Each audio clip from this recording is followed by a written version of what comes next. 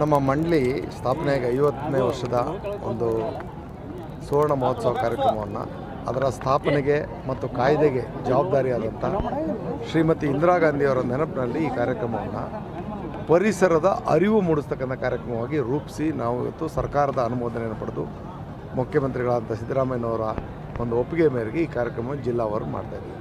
ಇದರಲ್ಲಿ ಸಾಕಷ್ಟು ನಮ್ಮ ಕಣ್ಣಿಗೆ ಕಾಣದೇ ಇರತಕ್ಕಂಥ ಪರಿಸರವಾದಿಗಳು, ಸಾಕಷ್ಟು ಅದರ ಬಗ್ಗೆ ಕಾಳಜಿ ಇಟ್ಟಿರ್ತಕ್ಕಂಥ ವ್ಯಕ್ತಿಗಳನ್ನು ಹೊರ ತೆಗೆದು ಅವ್ರನ್ನೂ ಸಮಾಜಕ್ಕೆ ಪರಿಚಯ ಮಾಡಿಸೋದ್ರ ಜೊತೆಗೆ ಅವ್ರನ್ನೇ ಒಂದು ಪ್ರೇರಣೆಯಾಗಿಟ್ಕೊಂಡು ಸಮಾಜದಲ್ಲಿ ಅರಿವು ಉಂಟು ಮಾಡ್ತಕ್ಕಂಥ ಕಾರ್ಯಕ್ರಮದಲ್ಲಿ ಹೆಚ್ಚಿನ ವಿದ್ಯಾರ್ಥಿಗಳನ್ನ ಮತ್ತು ಯುವಕರನ್ನ ತೊಡಗಿಸ್ಬೇಕು ಅನ್ನೋಂಥ ಉದ್ದೇಶ ಇಟ್ಕೊಂಡು ಈ ಕಾರ್ಯಕ್ರಮ ಮಾಡ್ತೀವಿ.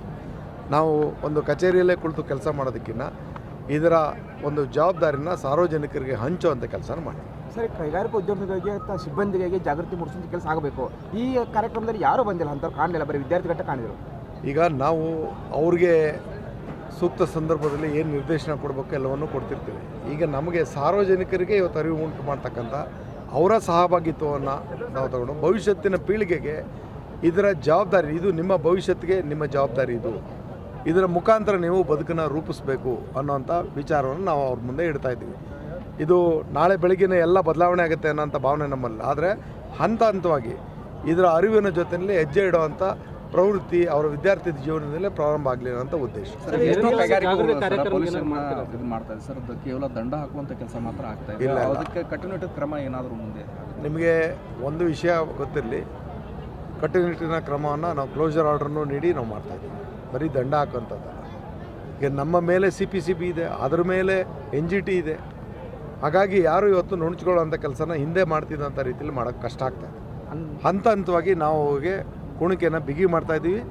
ಜೊತೆಗೆ ಇವತ್ತು ನದಿ ಮೂಲಗಳಂತೂ ನೀವೆಲ್ಲರೂ ಮಾಧ್ಯಮಗಳು ಇವಾಗ ಬೆಳಕು ಚೆಲ್ತಾ ಇದ್ರಿ, ಸ್ವಾಗತಾರ್ಹ. ನಮ್ಮ ಒಂದು ವಿಷಯಕ್ಕೆ ನೀವು ಸ್ಪಂದಿಸಿರೋದನ್ನು ನನ್ನ ಮಾಧ್ಯಮನೂ ನಾನು ಅತ್ಯಂತ ಗೌರವಯುತವಾಗಿ ನಾನು ಅಭಿನಂದನೆಯನ್ನು ಹೇಳಬೇಕಾಗತ್ತೆ. ಎಲ್ಲ ನದಿಗಳಲ್ಲಿ ಇವತ್ತು ಮಾಲಿನ್ಯಕಾರಕ ವಿಚಾರವನ್ನು ನೀವೇ ಹೊರ ಚೆಲ್ತಾ ಇದ್ರಿ. ಇದನ್ನೇ ನಾವು ಜನಗಳಿಗೆ ಅರಿವು ಉಂಟಾಗಬೇಕು ಅಂತ ಅಂದ್ಬಿಟ್ಟು ಮಾಡ್ತಾಯಿದ್ವಿ.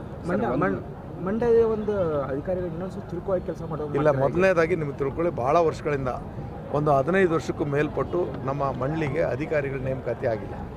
ಈ ವರ್ಷ ಅದನ್ನು ಮುಖ್ಯಮಂತ್ರಿಗಳ ಅನುಮೋದನೆಯೊಂದಿಗೆ ನಾವು ಮಾಡಿದ್ದೇವೆ. ಇನ್ನು 1-2 ತಿಂಗಳಲ್ಲಿ ಪೂರ್ಣ ಪ್ರಮಾಣದಲ್ಲಿ ಸಿಬ್ಬಂದಿನೂ ಇರುತ್ತೆ, ಲ್ಯಾಬ್ಗಳು ಪೂರ್ಣ ಪ್ರಮಾಣದಲ್ಲಿ ಕೆಲಸ ನಿರ್ವಹಿಸ್ತವೆ.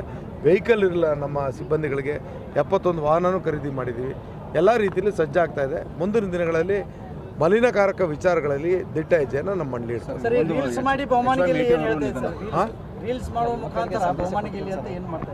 ಇದು ಅವ್ರನ್ನ ತೊಡಗಿಸ್ಕೊಳ್ಳೋದಕ್ಕೆ ನಾವು ಪ್ರೇರೇಪಿಸುವಂಥ ಪ್ರಯತ್ನ.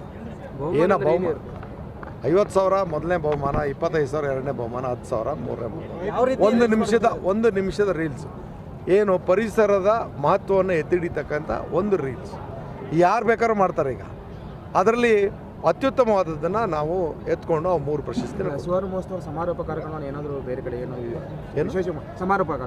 ಸಮಾರೋಪ ಕಾರ್ಯಕ್ರಮ ಬೆಂಗಳೂರಿನಲ್ಲಿ ನಮ್ಮ ನಾಯಕರಾದಂಥ ರಾಹುಲ್ ಗಾಂಧಿ ಅವ್ರನ್ನ ಆಹ್ವಾನಿಸಿ ಬಂದಿದ್ದೀನಿ. ಅವ್ರ ಒಪ್ಪಿಗೆ ಆಧಾರದ ಮೇಲೆ 19ನೇ ತಾರೀಕೆ ಮಾಡೋದಕ್ಕೆ ಇದು ಮಾಡ್ತೀವಿ. ಇಲ್ಲ ಅವ್ರು ಯಾವುದಾದ್ರು ನಿಗದಿ ಬೇರೆ ದಿನಾಂಕ ಅಂದರೂ ಅದನ್ನು ಸೂಚಿಸ್ತೀವಿ. ಸರ್, ಮಾಜಿ ಸಚಿವ HY ಮೇಟಿ ಅವರು ನಿಧನ ಹೊಂದಿದ್ದಾರೆ ಸರ್. ಅವರ ಆತ್ಮಕ್ಕೆ ಭಗವಂತ ಶಾಂತಿಯನ್ನು ನೀಡಲಿ.